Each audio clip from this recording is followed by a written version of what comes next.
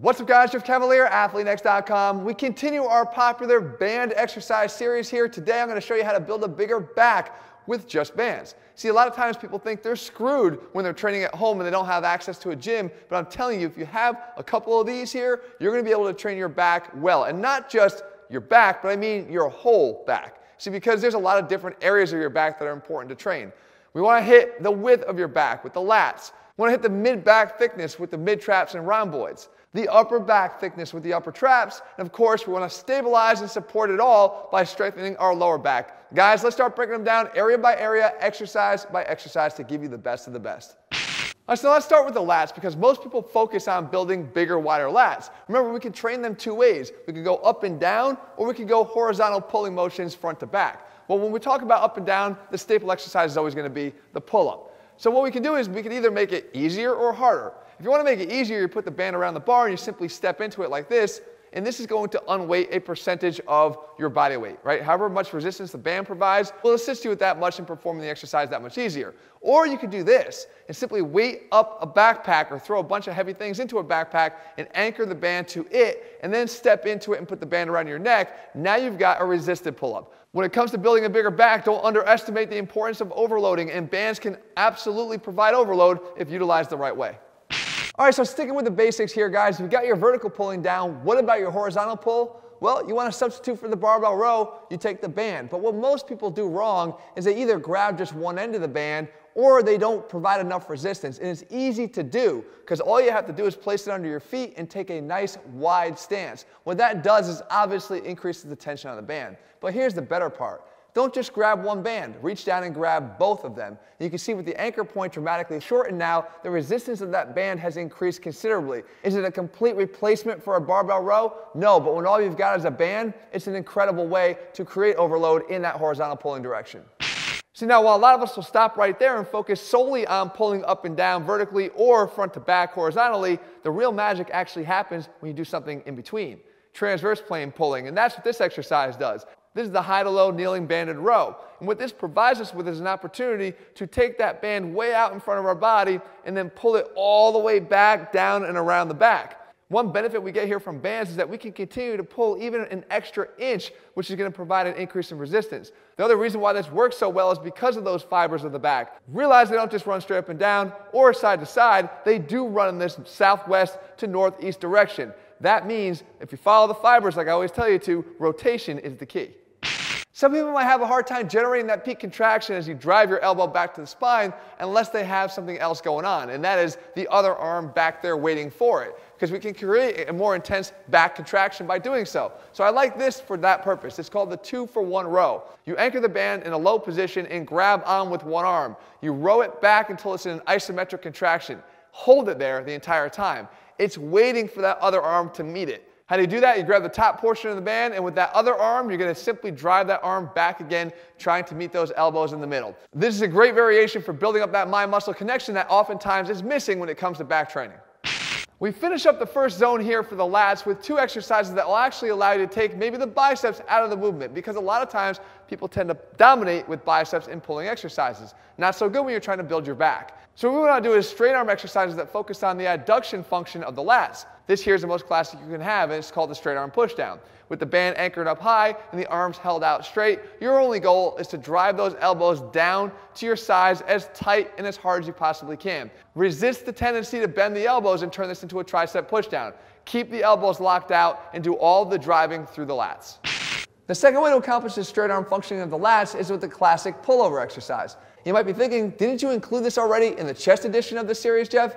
I did, but it was performed very differently. Because instead of having the elbows tight together, I want them to be flared out. If they're flared out, you're moving the focus towards the lats as the main driver of the movement. Now, it doesn't matter if the elbows get much further than, let's say, 8 or 10 inches from where they start. It's the act of moving them towards adduction, towards your sides, that's going to light them up and help you to use this exercise to build bigger lats.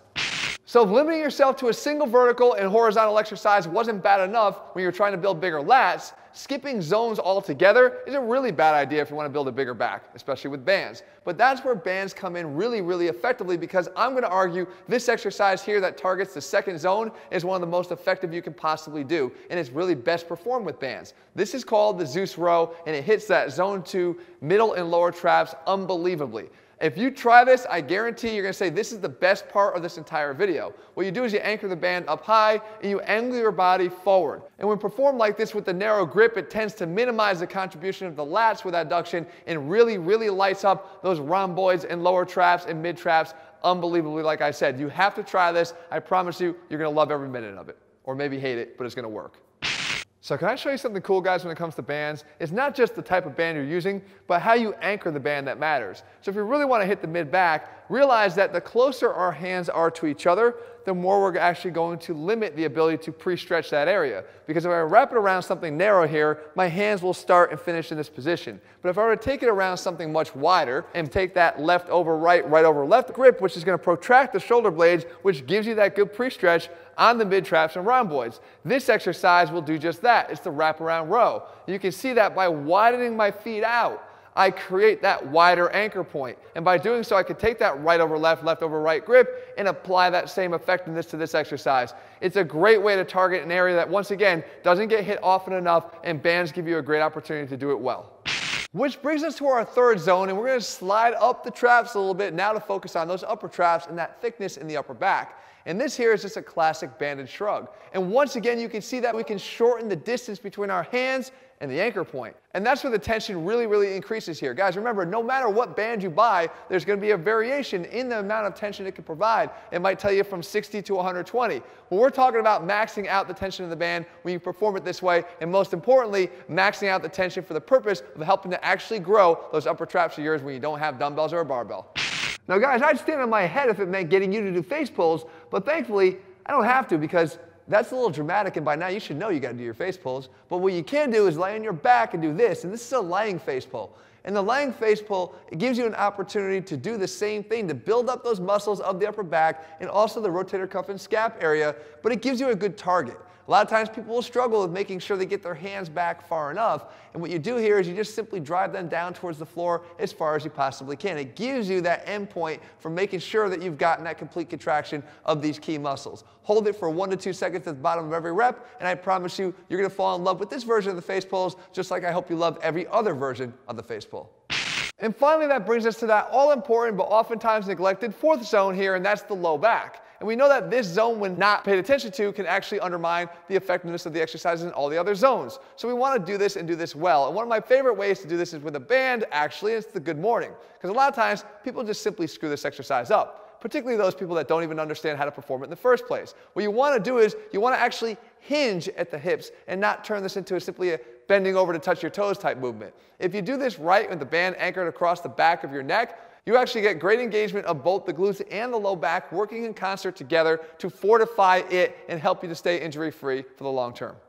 And that brings us to one of my favorite ways to train the low back, and that's actually more of a multi-zone exercise. We call this one the Superman press out. What this does is it actually engages the entire posterior chain. You anchor the band around your feet and you simply crawl yourself out into this position.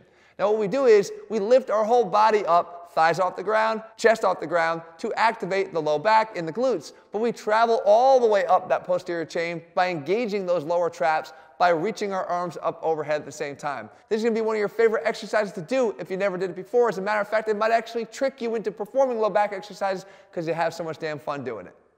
So there you have it, guys. No gains to be lost because you're training with bands. If you want to continue to build your back up, you've got the right exercises now to get the job done. If you're looking for others in this series, guys, make sure you check out the chest edition and the shoulders edition, which I'll link for you at the end of the video. And if you're looking for step-by-step plans, guys, we have them all laid out for you over at ATHLEAN-X.com. Leave a comment below. Let me know what you want to see next in this series. And if you haven't done so, make sure you click subscribe and turn on notifications so you never miss a new video when we put one out. All right, guys, see you soon.